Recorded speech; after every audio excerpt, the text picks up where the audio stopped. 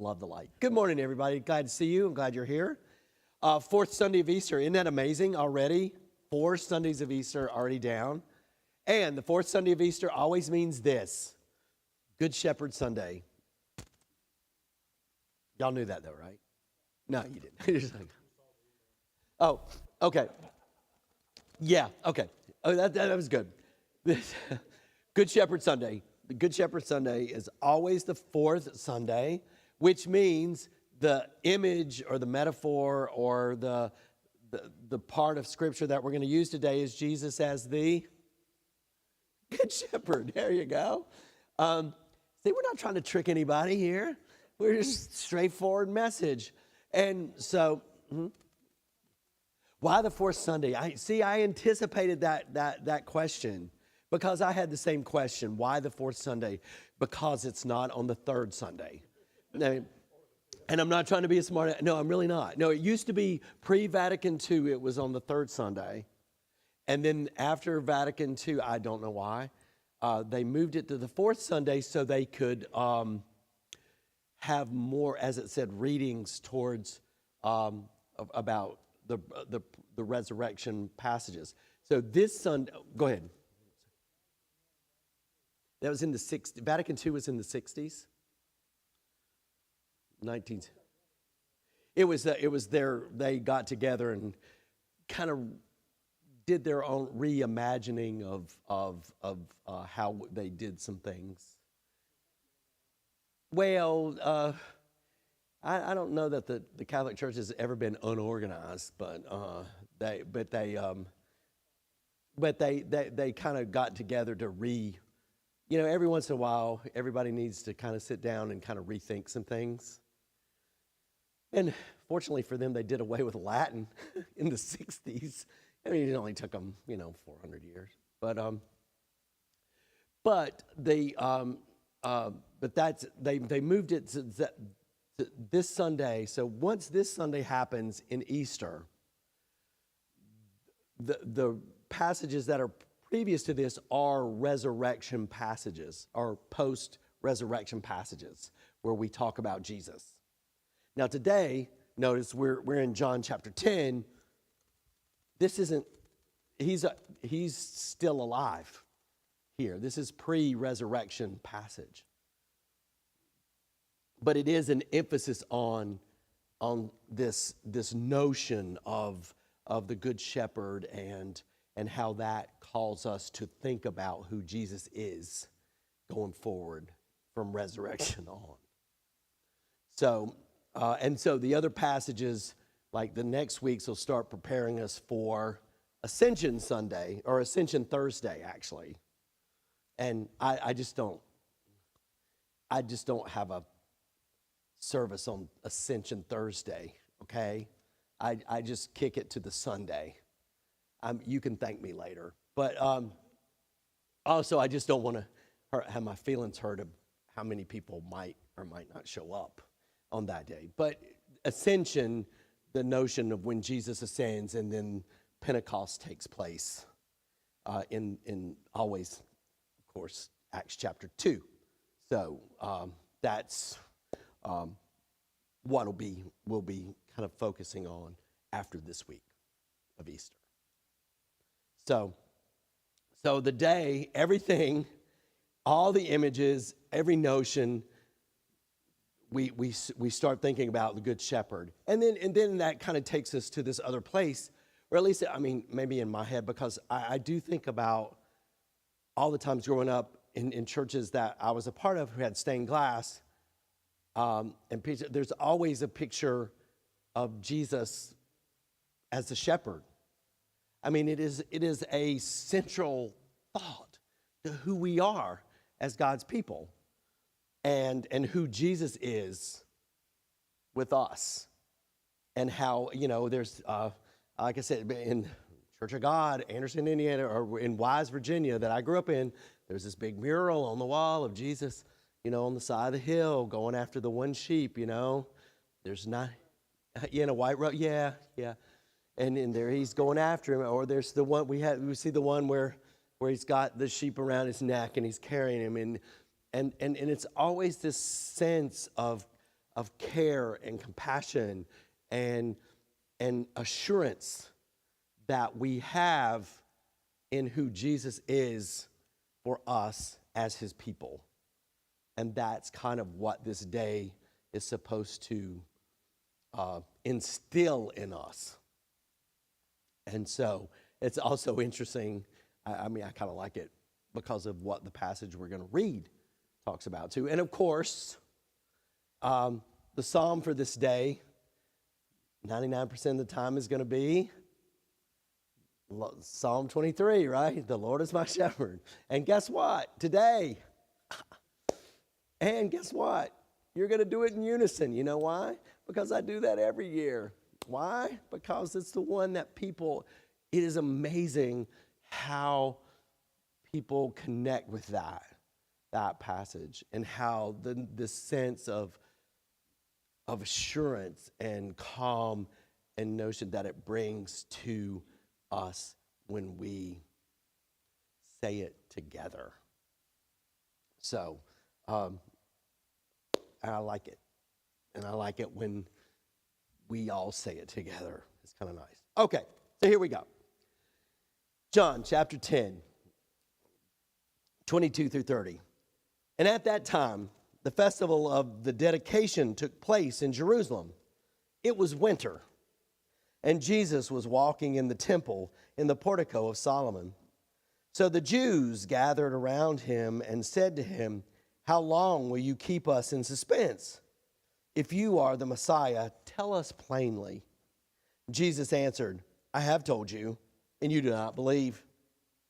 The works that I do in my Father's name testify to me, but you do not believe, because you do not belong to my sheep. My sheep hear my voice. I know them, and they follow me. I give them eternal life, and they will never perish. No one will snatch them out of my hand. What my Father has given me is greater than all else, and no one can snatch it out of the Father's hand. The Father and I are one." All right. Familiar? Uh-huh. Okay. Uh-huh. Okay.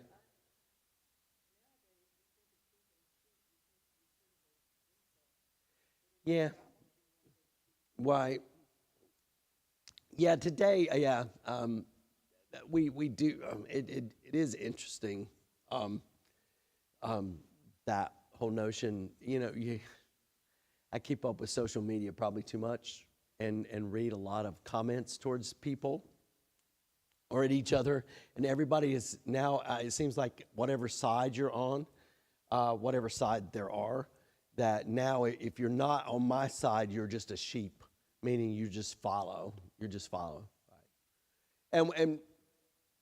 And then even in Jesus, I don't have to go back through. I don't know a lot about animals like this, and so, but I am told that they, they're not the brightest critters, but that they follow and they stick together and they do what they're supposed to do. So, but you're right. This notion of being a part of his sheep is a kind of this notion of care again, that he's the good shepherd. He's taking care of his sheep. He's not, as one of the other passages, a hireling, if problems arise, he's only making minimum wage. He's bolting if there's a problem, He's taking off. But this is not, no. These sheep belong to him. So he's going down with the fight. He's keeping these and taking care of them. But now there is a notion here. You're right. He says, you don't believe because you're not one of mine. Ooh.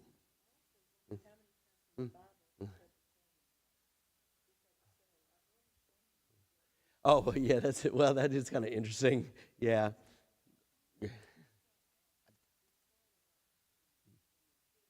Mm-hmm. Mm-hmm. Right.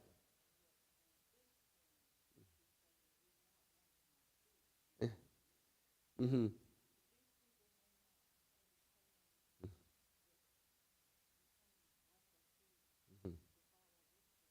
Mm-hmm. Yeah. Yeah, I got to tell you, this passage has always caused me problems, probably until this week. It is funny. Well, I can't tell you because that just throws away the whole sermon. But and so I'm not. But I've always seen this passage is so troublesome every year because it is. First of all, you're right. They're asking for some clarity. Are you or are you not? And we like that. Yeah, we do, don't we? I mean, geez. Just tell me 1, 2, 3. I have to do these things, and then leave me alone. Don't get vague on me. Just do this, and then everything's okay. The Jews. It tells us the Jews. Okay, and that's a great question because, especially in this day and age, because of all of the stuff that flies around in our world about Semitism, anti-Semitism, the whole notion. The technical term for the Jews in John's gospel is they're basically the leaders of the Jewish people. And this is the gospel. Some of y'all probably heard, but especially in this day and age, repetition cannot be overstated. That this is the gospel that kind of Aryan nation kind of folks use to point at the Jews to go, they're the problem. They're the problem. See, it says the Jews, but it was a technical term. It wasn't just like all Jewish people. It was just there. When John's gospel was written, the leaders of the synagogues were the ones that were kind of kicking the Jews who had started following Jesus out of the synagogues because they were worshiping on Saturday with the Jews, and then they would gather together in kind of groups on Sunday as Christians or in the way. And so this term kind of started developing. The Jews, well, it's not a the Jews kind of thing, but it was that the leaders were the ones that were causing this tension. And so that's how this developed. Now, in our day and age, people, spin that in a different way and make this a much more sadistic thing. But so these are the kind of the leaders that are coming to him and they're saying, tell us, are you or are you not? Now we can hear that question as are they baiting him? Are they sincere? Are they setting him up? I mean, what are they? And it's probably all of the above. And they've got him here set in the Feast of Dedication, which we know as Hanukkah, okay? And so this is where the second temple was rebuilt 2 centuries prior. The Maccabees had taken it back over, and had the whole the lights, the oil lasted for 8 nights. And that's a miracle. And so it's this whole dedication of, Hanukkah, and Adam Sandler's Hanukkah song plays through my head every time I say that word. But here, so they're at this. These are devout people who are here in the temple with this feast of dedication, this rededication notion of God's faithfulness and God's compassion and care for them. Because he restored the temple and the miracle of the lights and they were going, are you or are you not? Right. I mean, and guess what? People want to know. And we just want to know.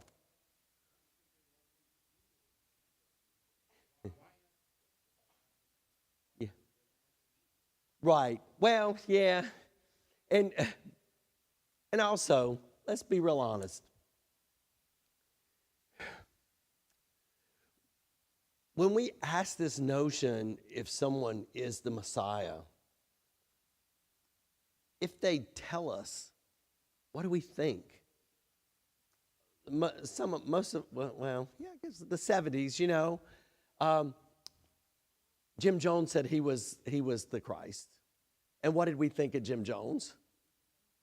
He was a nut. Reverend Sun Myung Moon, remember him in the 70s too? What was it about the 70s? I don't know. But it was the psychedelic drugs. I don't know. It was disco. It was always a problem. But when people say, hey, I'm the Messiah, we go, you're crazy. So maybe, the notion that if he would have told us flat out, like they're looking for, yeah.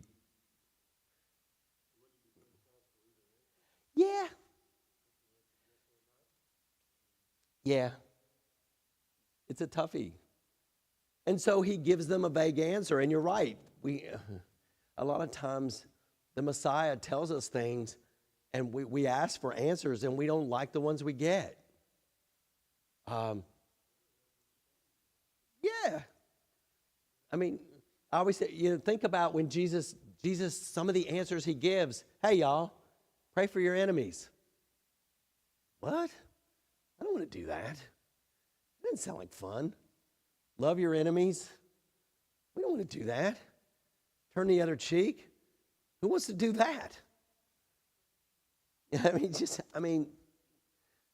So he keeps giving us these answers that we're like, we're asking you, but those aren't the answers we're looking for.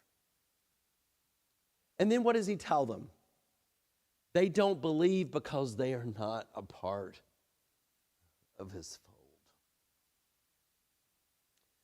Okay, now I've always heard that as again, until this week, I've always heard that as like extremely exclusive. Like, you're out. You're out. And now I hear it more of, you don't believe because you're not a part.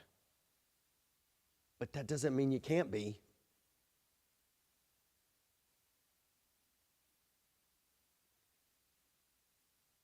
He wasn't necessarily saying, okay, you don't believe and you're not a part because you never will be. But he did say, he said, the reason you don't believe is because you don't belong.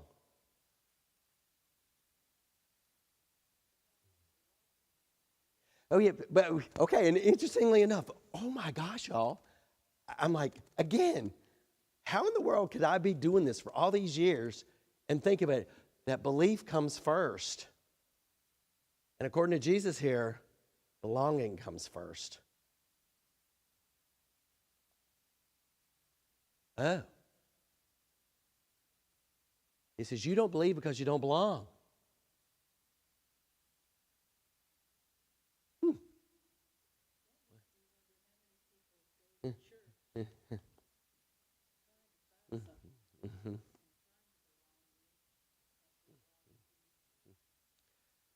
Yeah.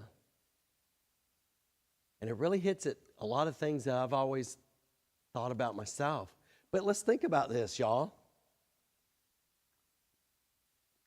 When we baptize a baby, isn't that the most amazing picture of belonging before you believe? Because we're saying, you belong. They can't believe. Oh my gosh. Interesting. That the notion of, and again, this hits at the very existence of, my very existence as a person doing this, and all that I've thought was that, creeds and and belief statements are what make us who we are. And they do. I mean, on a different day, we're going to have a different passage. But Jesus here is saying, you got to be a part. Come be a part, and then you'll believe. That's interesting to me.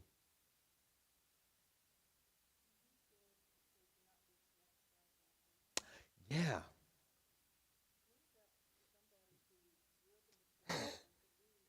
Uh-huh.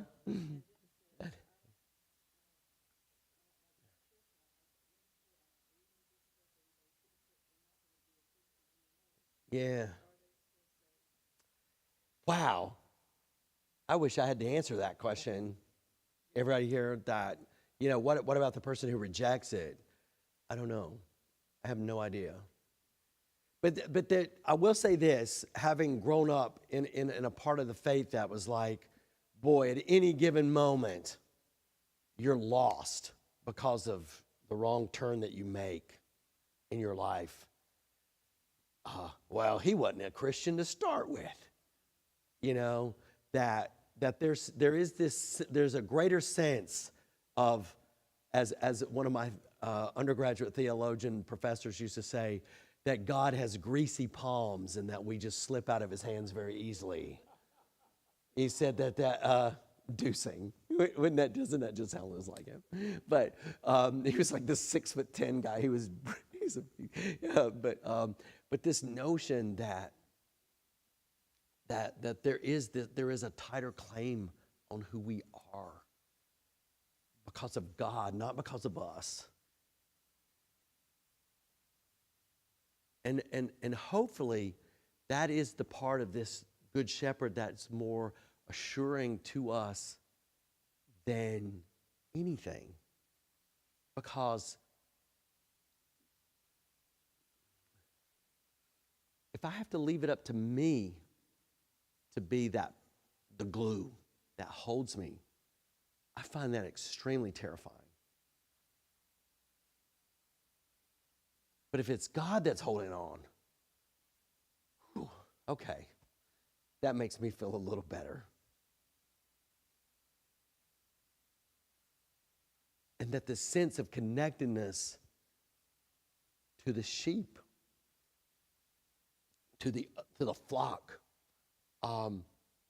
is what kind of is where belief grows.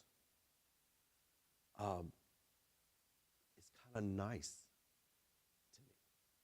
And that's what I think. And so all these years, I've always seen this passage much more as Jesus going, "Yeah, you don't belong. Yeah, suck it up, take care, bye." But it's not so much that. It's much more of hey, you're more than welcome to come be a part of this, and then you will understand.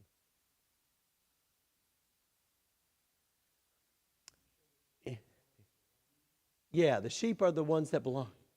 Well, the sheep are the believers, yeah. But they believe because they belong, according to Jesus here.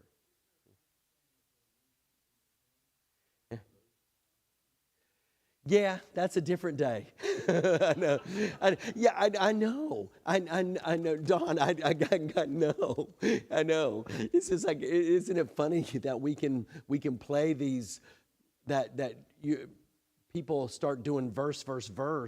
Well, I've got a verse against yours, or you got a verse, and then we go, okay, yeah, he did say that there, and he did say that here.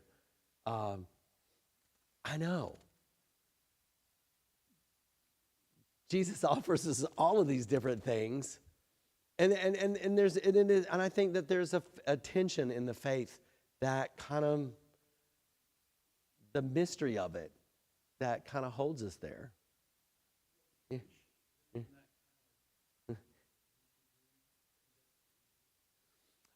Wow, you're just being a great Presbyterian today, aren't you? Yeah. Yeah. Yeah, Paul would say so. Paul say, you're predestined. You are destined, Now, again, that's one of those places where we really struggle because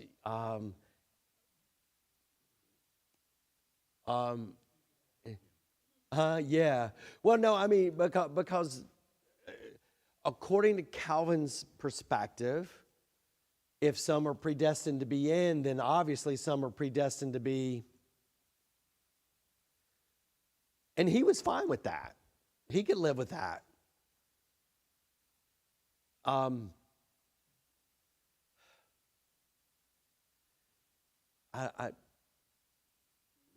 got, well, it, and so I struggle with all of that too. I would love some really clear answers. And Jesus never gives them to us. He just keeps calling us to be a part of this group of believers, that in this being a part of the flock, that's where the belief comes from. I'm getting really excited now about my story that I'm going to tell y'all today. I mean, in the sermon, but I'm not going to tell you now. But I mean, and y'all might, and I hate it when this happens too, because I have to tell you that, because I'll say this, and I'm like, oh, this moment meant so much to me, and then I'll go home, and Deb, I'll say, how'd it go? And she'll be like, it was all right. And then, I was like, oh my gosh, that was such a cool story. And she goes, yeah, it was all right. And then the ones I'll go, oh boy, that was awful. She'll go, oh, that was really good. That was, everybody's just like, that was really good. But I mean, but just the interaction that I had this past week with a person that kind of just talked through this with me. So it is a struggle. And I think that what Jesus is trying to say to us here, to this group, is that really, that being in the connectedness of who we are as God's people in his care, that's where it starts. And that growing in that. And that he does have a stronger grip on us than we tend to want, sometimes think. Again, I grew up always in constant fear that I was going to make the wrong move and it was going to damn me for all eternity. I mean, I remember that even as an 8-year-old. Huh? I mean, and just so scared. And so when I read this passage about he's not going to let us go, wow, that just kind of makes me feel. It doesn't make me feel, oh, good, now I can go do whatever I want. But it does make me feel like, if God's that gracious, how else do I respond to that? Except for go try to be faithful in any way possible.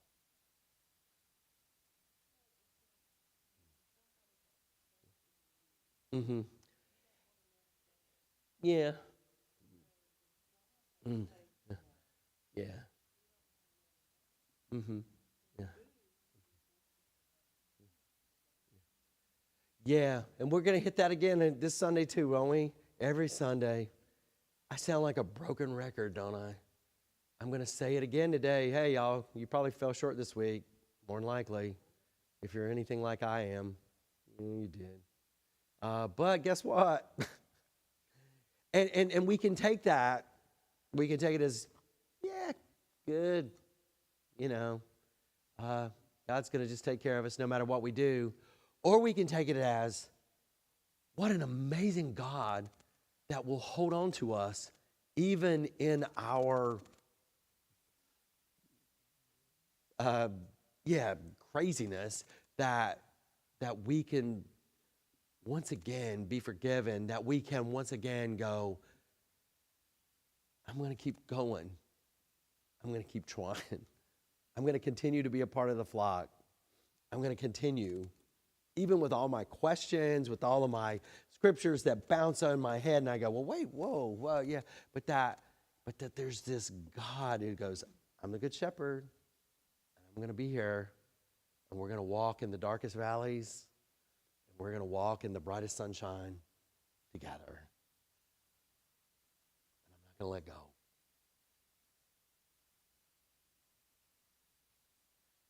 I don't know. It sounds like good news to me. Let's pray. Gracious God, we give thanks for days like this to where we can focus on how much you care for us.